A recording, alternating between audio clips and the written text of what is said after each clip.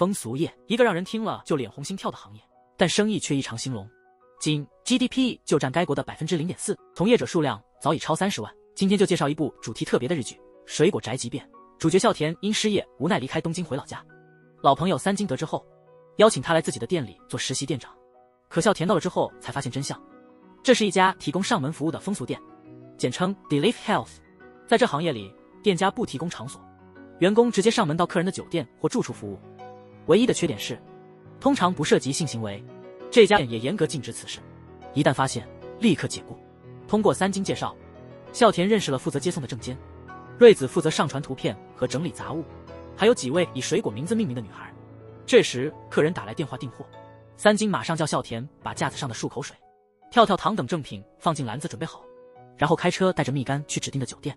三金去见了一个想加入行业的单亲妈妈，她与众不同，左脸有严重的烧伤，另一边孝田不情愿地回来消毒武器，真不知道自己为啥要干这事。不行，明天得辞职。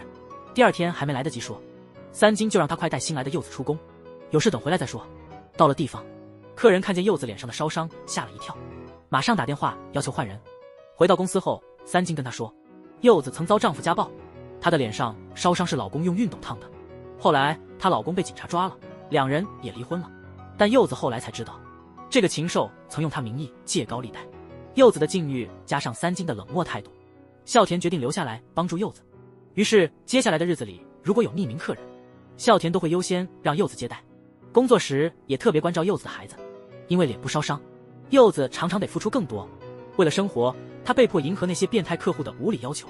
他心知肚明，只有这样才能吸引更多客户。但事实总是会败露，三金很快在店里的留言板上发现了真相。尽管孝田再怎么哀求，三金也无动于衷。破坏规则的人，我无法留用。心情复杂的孝田前往柚子家，把自己的所有积蓄大约100万日元都借给柚子，还说随时都能还款，希望柚子带孩子能有个新的开始，需要帮忙的话随时告诉我。看着这么好心的孝田，柚子说自己只有一个愿望，他从抽屉里拿出一份20万的贷款合同，希望孝田能签字做他的担保人。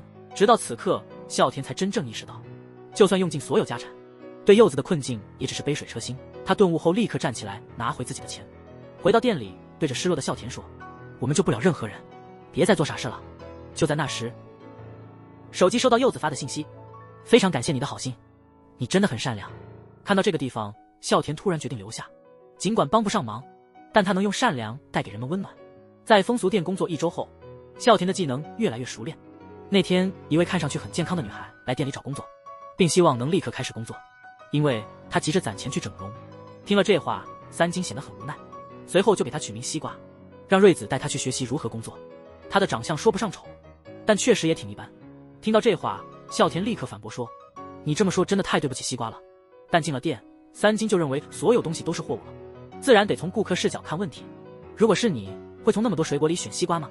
就在这时，看起来文静的桃子走进来，她虽美，性格与西瓜不同，服务时总带着冷淡的表情，有时连顾客都忍不住吐槽，桃子，你要是再活泼点就完美了。第二天，瑞子这么告诉大家，桃子的过去真是不幸，小时候被亲生父母抛弃，直到初中才被收养。不久，养父因病去世，好景不长，长大后开始工作。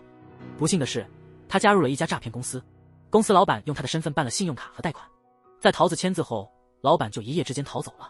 为了不让养母担心，他选择了隐痛，无奈之下只好坚持这份工作。在那一天结束接待客人后，桃子回家路上难得露出一笑，然后问孝田这个当地人附近有什么好吃的。这几年他一直觉得亏欠养母，所以打算明天休息一天好好补偿一下。第二天，他推荐的拉面店里，看着母女俩其乐融融，孝田会心一笑，装作不认识坐到了一旁，想着这也算是做了件好事。但意外总是来得那么突然。正当母女俩聊得开心时，之前桃子的客户碰巧来到了餐厅。看吧，我之前说的对吧？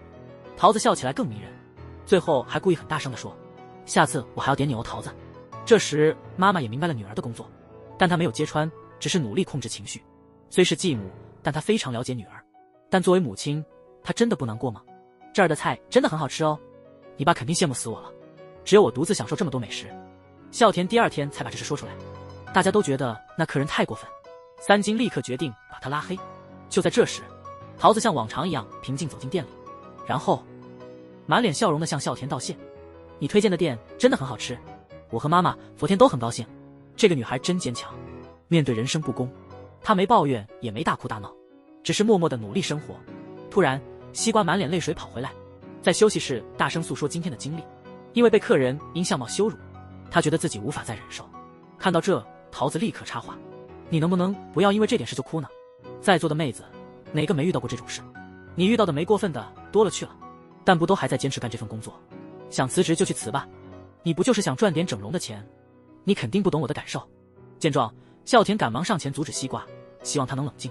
可是别的女孩都劝他别掺和，我们本来就各不相同，大家肯定有些事是无法理解的。过了一段时间，孝田在街头偶遇西瓜，他已经找到了新工作，在一家主题面具店，女孩们戴着面具为客人服务。依靠她的丰满身材，西瓜很快成了店里的红人。本集结束时，之前还和孝田一起聚过的同学惠美，现在也在这家酒店服务客人。这两位日本小导演为了省钱，迫使一些本部提供真实服务的女郎参与拍摄。至于女孩们会不会去报警，这两人丝毫不担心，因为他们认为从事这行的人常常瞒着家人和朋友，他们正是抓住这点屡屡得逞。虽然女孩们很是不甘，但也只能忍气吞声。他们的下一个目标正是孝田店里的蜜柑小姐。行吗？店里不让这样，真是可爱。蜜柑察觉不妙，立刻逃跑，但被男人从后面抱住，她怎么挣扎都没用。后来男人看见蜜柑手机里和儿子的合照，笑着把镜头对准手机。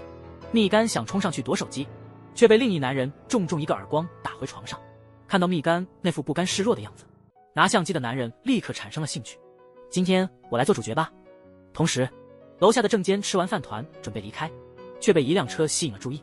一天前在餐厅，他无意间听到了那俩人的谈话，离开时还特地记了车号。意识到有问题后，他马上把情况告诉孝田，接着一个人冲进了房间，但还是迟了一步。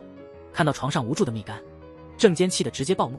等到孝田到达，对方已是浑身是血倒在地上。不久，三金拿着锤子也来了。接下来的场面实在太暴力了，担心吓到大家就不看了哈。回到店里，蜜柑真诚地向正间道了歉，还说以前的态度不好，老是让你帮忙买东西，真的很抱歉。能答应我一件事吗？当然可以，下次你请我吃饭团吧。好的，我会准备很多东西给你。虽然和孝田关系不大，但他还是感到很内疚。而蜜柑则说，受点苦其实无所谓，只是感觉很没面子。明明都受政府保护的服务行业，为什么他们不能光明正大呢？之前找房子的时候也是，儿子费尽心思才挑到一间房子，因自己是风俗女郎，房东果断拒绝了。幸亏儿子挺通情达理，虽然失落，却安慰了自己。其实我不想搬家，我喜欢这里。不让他知道，悄悄把新家布置搞砸了。第二天，送草莓小姐上班时，孝田恰巧被初中同学看见了。哲郎这人真是没心没肺，还以为孝田率先找到了女朋友，而内行的美惠立刻看穿了一切。这是我第一次尝试叫小姐，请手下留情。就这一次，这位72岁的老头完全被草莓迷住了。事后他感慨，妻子存活时他一直想要一个人生活，现在真变成独自一人了，没了他，感受到了深深的孤单。职业习惯使然，草莓客气地说，自己也单身，每天感觉特别寂寞。但大叔却当真了，边安慰边对草莓敬了个礼。离开前还特地准备了个礼物。大叔回到家，看着妻子的照片，犹豫了一下，把照片转了过来，然后又拨通了水果宅急便的电话，明天还得请草莓小姐来。挂完电话，孝田好奇地问，这位老先生已经72岁了，男人嘛，不论年纪多大，本性难移。第二天，大叔特意穿上年轻时的衣服，听到草莓的夸赞，心里乐开了花，赶紧送上他准备的小礼物。就这样，大叔越陷越深，为了保持体力，他平时就努力锻炼。这一天，他甚至预定了一个长达6小时的外出约会套餐。在去的路上，草莓问，这样下去真的行吗？对方似乎真开始当他是恋人了。同时，经过接连不断的挥霍，老头子的经济状况也开始紧张，但他还是像中了魔似的迷恋草莓，甚至说余生都要为草莓活。三金得知这事后，他立刻决定不能再让他陷得更深了。于是当大叔下次打来电话，孝田便告诉他草莓已经辞职，现在他也联系不上他了。但大叔并没有因此放弃，反而化身为私家侦探开始跟踪。一天，草莓接完课准备和男友去吃饭，却突然在街角遇见老头，他二话不说要带走草莓，两人挣扎中不慎跌倒在地，草莓毫不留恋的和男友直接离开了，头也不回的。到家后，大叔愈发生气，一怒之下又把妻子的照片转过来。第二天，孝田和初中好友聚餐时，哲郎追问他是不是在谈恋爱，惠美突然塞给他一个龙虾。哲郎别问了，每个人都有自己的小秘密。这天惠美去上班时，店长提醒她今天的顾客很重要，老板强调一定要好好服务，让客人感到满意。这是认真的吗？没必要这么明说吧，你明白的对吧？然后惠美询问周围是否还有其他同行业的店，店长说大概还有3、4家，但惠美你别打什么小算盘，如果敢跳槽，老板肯定不会放过你。剧集的结尾，孝田送女孩回家时，正巧撞见惠美跟人亲昵，随后他上车就走了。童年的梦中人如今竟在风俗业工作，这让孝田难以置信。第二天他来到店里，马上开始浏览映照女郎的网站，希望赶紧找到惠美，又怕真的看到她。不知不觉店里的人全都围了过来，以为孝田是因为爱情太痛苦了。三金建议他利用现场资源在休息室挑人，如果1个不够2个也可。听了这话，孝田急忙拒绝，说自己因为过去的阴影，之前也曾找过映照女郎，但是体验并不好，长相也舍不得细说。本来是60分钟的服务，对方竟然花了将近59分钟打农药，直到最后3秒才回神过来。就那短短3秒，孝田难忘得很。他输了，完全输得体无完肤。想起那段糟心事，泪水就忍不住掉了下来。就在这时，休息室里的酸菊伸头说，因为女儿要考高中需要钱，希望多上几天班。那天酸菊刚服侍完老客户后，希望他能多提一下自己。有客人建议，如果想快点赚钱，就不要通过店面，直接私下见客人吧。与此同时，孝田和惠美约在游乐场见面。虽然这是孩子的天地，但他们俩玩得很开心。挤牛奶的时候，惠美不经意间谈到了自己的工作，尽管早有耳闻，但由惠美亲自说出，孝田仍感到心情沉重。他默不作声，只是使劲地挤牛奶。唉，怎么就不想想牛的感受呢？接着孝田一脸困惑地问，明明你中学时很受欢迎，成绩好，体育强，而且总是乐观，为啥要选择做这一行啊？况且你现在也是店长了，对这行业应该很了解才对。很多女孩因为想快速赚钱，选择在风俗店工作，本来打算赚够了钱就离开，但往往越来越贪心，最终难以辞职，这会让他们的价值观变得很怪异，也可能影响正常恋爱。所以惠美，趁现在还来得及，快点回头吧，已经太晚了。我很早就开始出卖身体，那时候我还在初中。惠美的爸妈离婚后，她跟妈妈生活。一天，妈妈带回一个男人，宣布她怀上了新的小宝宝，因此告诉惠美，她不宜在家里住了，他们会帮她租个房子，但生活费需要自己赚。这时候继父也说话了，承诺帮她找个不错的工作。不出所料，继父找的工作竟是风俗业。就这样，惠美第一次就莫名其妙地被一个大叔带走。事后她找到妈妈，哭着把事情说了出来，希望妈妈能留下她，但迎接她的却是妈妈狠狠的一巴掌。你现在已经长大了，所以从今以后不要再来打扰我们了。可惠美那时还只是个初中生，为了生活，她只能继续工作。今天我和孝田一起来，就是想告诉你这件事。原先以为你在这个行业内能懂一些，讲出来可能会舒服点，但似乎还是不说为妙。现在见你，心情已不如从前。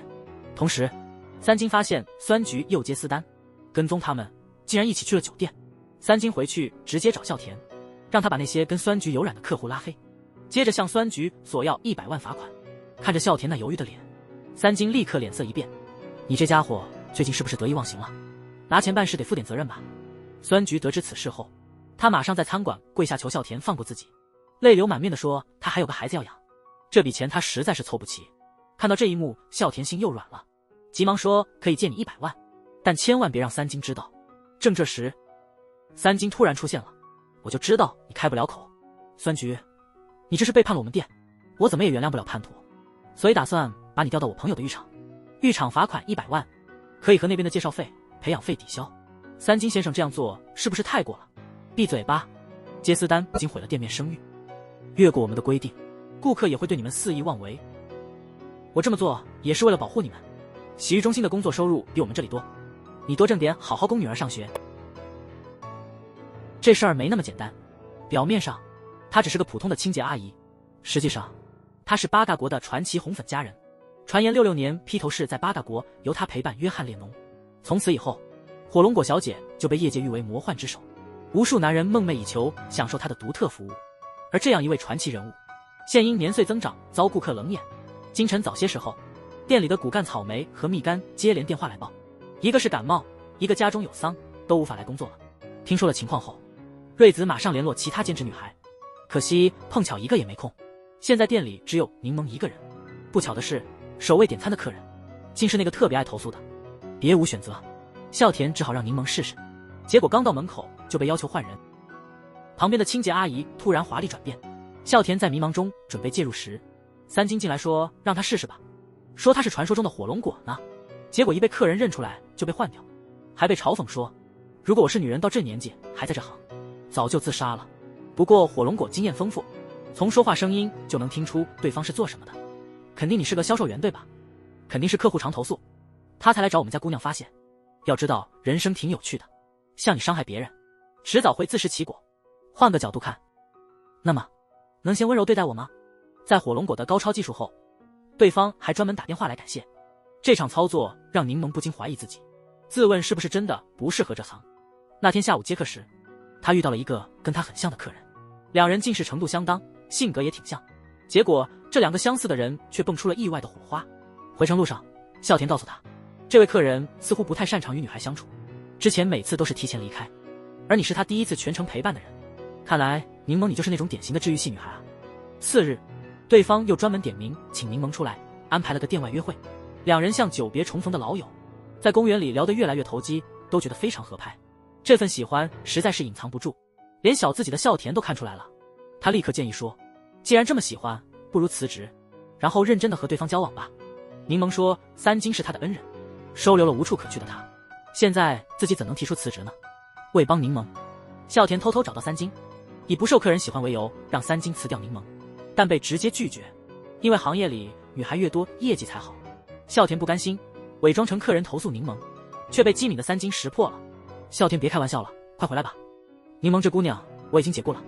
你走后不久，柠檬和一个客人来找我，那男的说自己懂行规，要是让风俗店的女孩辞职，就得有个了结。在我们都一脸懵逼的时候，他突然从包里拿出一把水果刀，还砍了我的手指。别这么傻，别这样，你听谁说的？谁说的？我们哪有这规矩？想辞职随你，真能这样？这是你的权利啊。然后他告诉孝田，我们这不是黑社会，以后有事直说，别拐弯抹角，回店里去。火龙果建议的，孝田才知道这件事，因为他觉得柠檬现在辞职正是时候，他自己就是错过了好时机，才不得不工作到这么大岁数。这让孝田再次想起了惠美，他可能也错失了辞职的好机会。每天不断查看风俗女郎的网站后，孝田最终在名为 H.E 的店里找到了惠美。当店的人因麻耶全场最惹眼的魅惑身躯，让你神魂颠倒。麻耶是本店最受欢迎的女郎。这时候三金突然提醒他，这种店名不宜，但老板和小姐一样的地方通常都是黑店，要是你朋友在那儿工作，最好赶紧找机会挖他过来。就在这时，刚通过面试的樱桃小姐走进来，听说她曾是多家店的当红炸子鸡。三金边走边夸，这回选人你真有眼光，体态丰满的樱桃这样的女孩，接待客人时肯定会受男生欢迎。这时樱桃直接询问，如果自己当上头牌，能否获得更多提成？孝田说到时候会看情况，然后向樱桃介绍了店里的头牌秘相和排名第2的草莓。樱桃看到他们俩都不如自己年轻丰满，打招呼的时候轻哼了一下，笑得有点轻蔑，这使得秘相立刻不高兴，怒问你是看不起我吗？此时樱桃一脸无辜地藏在孝田后面，作为典型直男，孝田自然是没看出门道。但樱桃这姑娘不止心机重，这次来了个客人想要分满点的女孩，孝田就带着樱桃去了。见面才知道对方是市议员，樱桃立刻打起小算盘，表示很崇拜您这种大人物，只要能合影就特别提供服务。然而很快，议员就收到了樱桃的恐吓电话，要求他在1周内向指定账户转账100万，否则就要揭露他这个市议员的违法行为。因为身份原因，议员只好暂时装作同意了。随后雇了2个黑帮分子，假装客户把樱桃约出来。看到这一幕，孝田急忙开车追了上去，好不容易赶上，结果一脚就被踢倒了。关键时刻郑坚及时来了，孝田刚松了口气，以为安全了，没想到对方竟然拿出了手枪。樱桃看情况不妙，趁机悄悄逃走了。真是笨蛋，反正手机已经拿到手了，你很厉害，要不要加入我们？三金先生对我不错。得知郑坚是三金的人后，对方把手枪一扔就走了。回来后孝田才得知，原来三金早觉得樱桃有问题，得知他常对客人耍横后，便让郑坚暗中跟踪他。到了晚上，之前被议员雇佣的男人找到三金，他说自己不知道今天的女孩是三金家的，真是祸不单行啊。随后那男人提到了一个叫 H.E 的店，听说那家店的老板可能是泽田。一听这名字，三金突然沉浸在回忆里。同时樱桃又跑进了另一家店，难道是命中注定？节目末尾，镜头切到了名叫 H.E 的店，姑娘们疲惫地坐在地上。这女人真不容易，为了照顾年迈的母亲和即将入学的女儿，她白天在工厂辛苦工作，晚上变成夜总会女郎招待客人。怎么这国家的单亲妈妈这么多啊？那天店里来了个名叫蓝莓的女孩，孝田正给她拍照，旁边的三金注意到了她手臂上的针孔，立刻追问为什么面试时没说这事。蓝莓说自己现在是缓刑状态，已经完全戒掉毒品了，因此请您让我留在这儿工作。她回家后对妈妈谎称自己晚上在一家小酒馆找到了工作。蓝莓面带微笑的回应关心，之前因毒品官司欠了一大笔钱，另外女儿快要上小学了，所以我得努力赚更多的钱，希望能像你一样成为一个好妈妈。我还年轻，这些困难我能扛住。时间慢慢过去了，高强度的工作让蓝莓精疲力尽，但看到女儿这么体贴，她感觉一切努力都很值得，虽然累但感到满足。这期间，三金把孝田叫到酒吧，因为点名蓝莓的客人越来越多，他担心蓝莓赚了钱又会吸毒，听此孝田立刻保证绝不会有事。他还专门上网查了依赖药物的人，常常是因为感觉自己不被社会所需要，可能是感到内心空洞。蓝莓现在正为了女儿努力工作，日子过得很充实，这一点您就别担心了。第二天，蓝莓在接待一个常客时，对方突然掏出一小包毒品，原来他常找蓝莓是因为注意到她手臂上的针痕，这对蓝莓是巨大的考验，但一想到女儿，他就坚定了意志，急忙跑进浴室试图冷静下来。回来的路上，他跟孝田说想把那个客人拉黑，本着少事为妙的想法，他没有详细说明原因，但正是这样才出了问题。因为缺觉，他不小心撞到了同事，因工厂未给员工投保，所以200万日元的医疗和误工费都得由蓝莓承担了。在蓝莓失望之际，孝田来电说那个被拉黑的客户频繁联系，希望蓝莓能再给他一次机会，当然这还得看你的决定。结果自然不言而喻。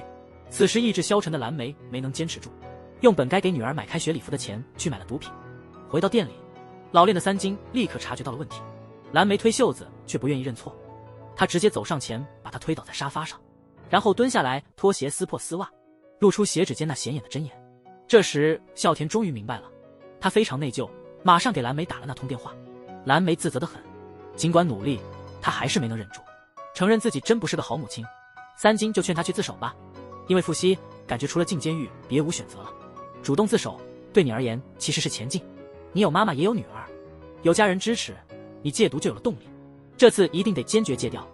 回到家后，蓝莓满脸是泪的向妈妈道歉，这次进去我一定能戒掉，妈你得等我哦。这时母亲突然生气地走过来，孩子你在胡说些什么啊，你是我唯一的女儿啊，我肯定会等你的。这时候女儿也下来了，蓝莓紧握着女儿的手说，妈要去外地工作一阵子，你得乖乖听外婆的话。说完这些，蓝莓坐上孝田的车准备去自首，就在这时女儿冲出了家门，妈和奶奶在哭，赶快开车。妈妈，可是求你了，快开车。同时三金大哥直接找到那个客人为蓝莓出头，逼问一番，得知毒品是泽田那儿来的。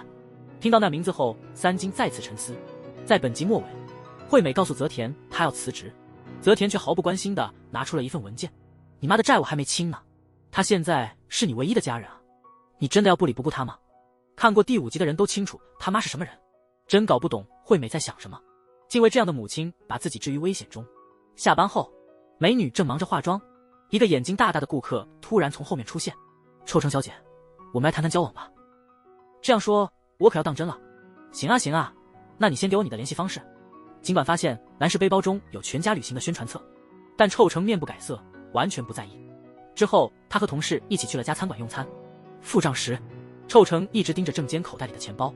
回到住处后，他邀请郑坚上楼尝尝海鲜，还说家里的水特别甜。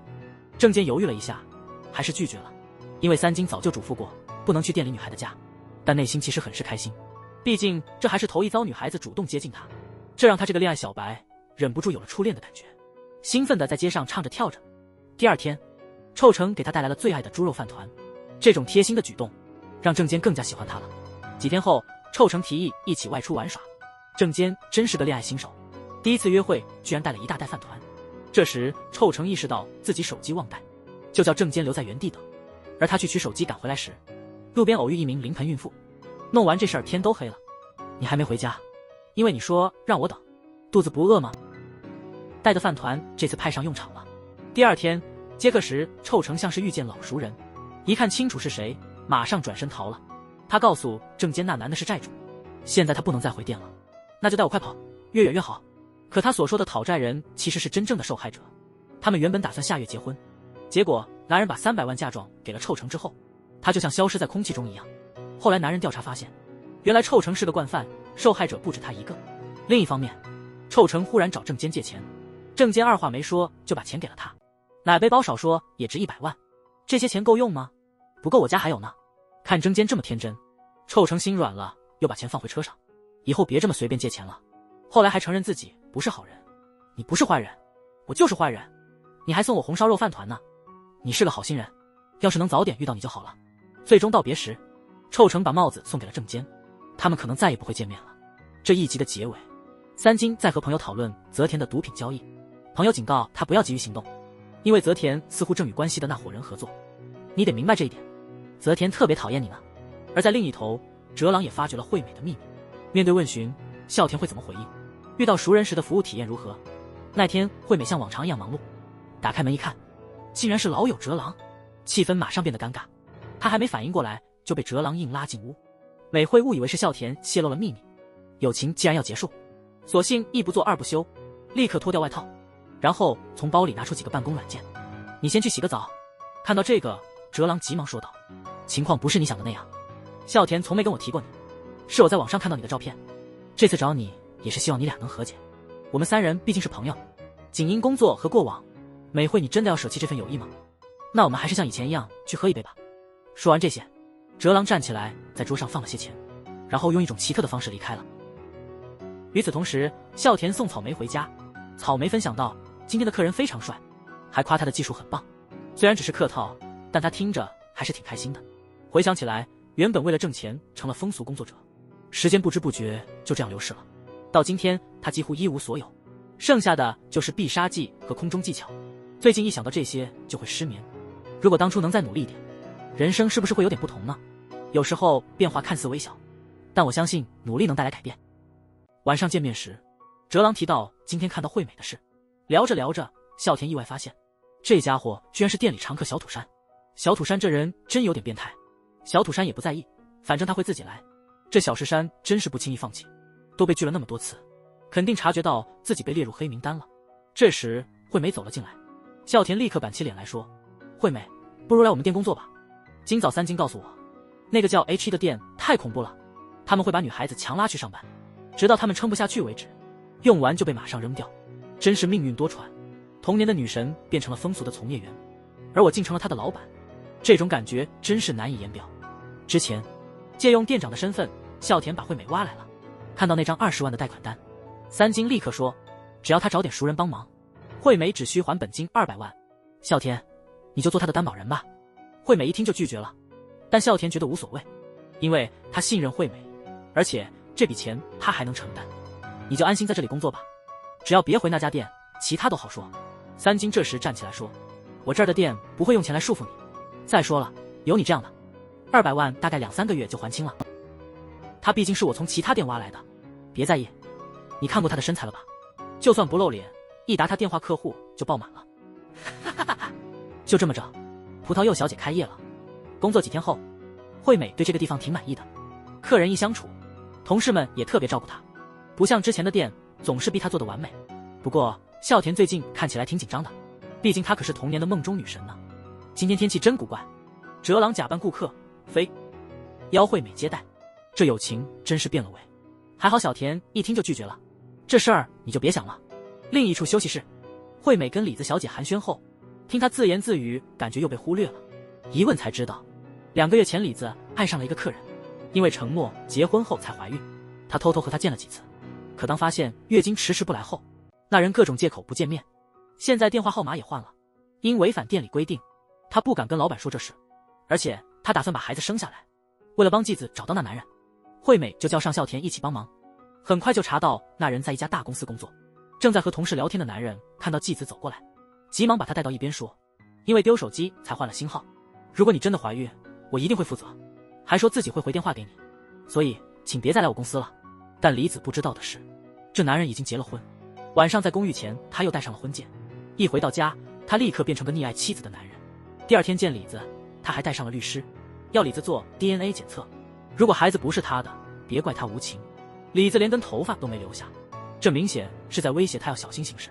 现在的情况下，李子也顾不得那么多了。进了店，他把事情告诉了三金。你为什么不告诉我连田？抱歉，这都是我怂恿李子做的，还连累了店长，真是不好意思，请别怪他们，全怪我。我这个风俗女说的话，没人会相信的。听李子这么说，瑞子走上前握住他的手，咱们先去医院查查吧。而在对面，自诩为律师的女士找到那男人，拿着一份99%相同的报告。男人冷冷地笑说，我根本没给你们 DNA， 已经从你口水里取了 DNA。 那时候孝田和正坚后来又冒充黑社会，在路上吓唬那个男人。等到他回家时候，突然看到妻子躺在血泊中，他还没来得及反应，满脸是血，怀孕的李子出现了。他说着永远不会原谅，随即猛地一刀刺了过去。这时他吓得浑身冷汗，但是发现这把刀居然是假的。在三金的领导下，大家纷纷加入检查后，发现李子其实没怀孕，这么做也是为了帮李子出气。等大家离开后，男人的妻子也走出了房子，马上把那个渣男赶出了家门。从他的表情来看，明显是个靠女人养的。回到店里后，大家围坐一起，开心地吃起了火锅。这景象很打动惠美，她很感激孝田带她来这么温暖的地方。接下来一段时间，惠美和店里的女孩们相处得很好，快把200万外债还完了，一切都在好转。店里的人却发现了他们。接下来泽田会怎么对付惠美呢？这个国家的风俗真是变态。那天孝田他们在居酒屋喝酒时，哲郎向他俩透露，他们常去的那座桥下隐藏着去风俗岛的港口，传说那岛已数百年历史，只要出得起钱，任何怪癖都能满足。孝田马上插话，哪来那么多有癖好的人？有的，譬如我。一想到就止不住了。就在这时候，前天东京的部长打电话来，说他在六本木新开了个办公室，希望孝田能帮忙。第二天，正当我犹豫是否辞职时，突然许多警察冲进店里，声称收到关于我们违反风俗营业法的举报，于是决定在查证前暂停营业。接着三金也因协助调查的理由被带走。出来后，惠美对他说，孝田，不如趁这机会直接去东京，然后像普通人一样正常生活。惠美说自己的债务快还清了，计划以后换个工作方式，干点别的。那天晚上回家路上，惠美编辑了条短信， ABC 孝田，若你决定赴东京， ABC 我愿意跟你一起。他正要发出去，却被泽田手下硬拉进车里。在一个僻静仓库里，泽田跟他说，有个岛专收像他这样的人，等明天人来估价后，惠美你下半辈子就能享清福了。第二天一大早，趁人不注意，惠美用下巴接了孝田的电话，迅速把事情说了一遍，最后被泽优抓个正着。惠美急忙大喊几声小岛。孝田听后正想去救援，正坚立刻说，这是我的责任，店长你就待在这吧，再去你也帮不上忙，我出事的话请帮我处理后事。同时仓库的评估员也到了，看到年轻的惠美，来人立刻说要先检查货品，至于过程咱们就不用看了。从惠美绝望的脸色和连手下都不忍直视的场面，就能想象惠美遭受的残酷折磨。孝田此刻也理解了小岛的用意，他迟到了，看见惠美奄奄一息躺在地上，忍不住怒火中烧冲了过去，但事情并没如愿，被狠揍一顿后也被扔到惠美旁边。泽田随后打了个电话，说要处理一个三金的问题，还说如果出事拜托了。仓库里美惠对孝田说，等会你抓紧机会快跑，我会尽力争取时间。孝田说要逃就一起逃，惠美却觉得自己算了，去那岛还不如现在死。他说你能来他就很高兴了，但我似乎没帮上忙。不只是你，水果宅急便的女孩子们，大家都在努力活着，我却只能无能为力。这时泽优带头走进来了，让手下把孝田松绑，这里女人已经够多了，处理你真是麻烦，你现在赶紧逃吧。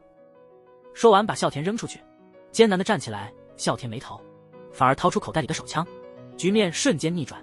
尽管如此，泽田也不示弱，反而撩开衣服面对枪口。他嘴上说这是模型枪，见状孝田就把枪口对着自己的脚，本想吓唬一下，结果这玩意竟真是模型。靠，三金这老头害我了，看来又难逃一顿揍。关键时刻正坚赶到，几下就把这帮瘪三打趴下了。这时三金走到孝田边上说，这模型枪里藏了定位器和录音器，我就知道你能找到泽田的隐藏地点，果然你没让我失望。原来三金早就预见了这些，当初收留惠美的时候，因此他把枪交给了瑞子，并叮嘱如果自己有事就把枪交给孝田。最终警方以蓄意杀人未遂和非法拘禁逮捕了泽田，连前来评估价值的人也未能逃脱。这事真让惠美和孝田受苦了。故事的结尾，偿还完债务的惠美决定跟妈妈回故乡生活。虽然妈妈不怎么称职，但毕竟是我唯一的亲人，如果我不回去照顾她，她要是再借钱，我真受不了。临走前，他对孝田说：“其实你帮了不少忙，像我们这行的姑娘，大都是瞒着别人的，我们平时没法跟人倾诉，所以有你这样能理解我们的人，对我们来说真的帮助很大。我觉得店里的其他女孩也这么认为。真的，谢谢你，孝田。”这话深深打动了孝田，他意识到自己的工作确实有意义，因此他放弃了回东京的机会。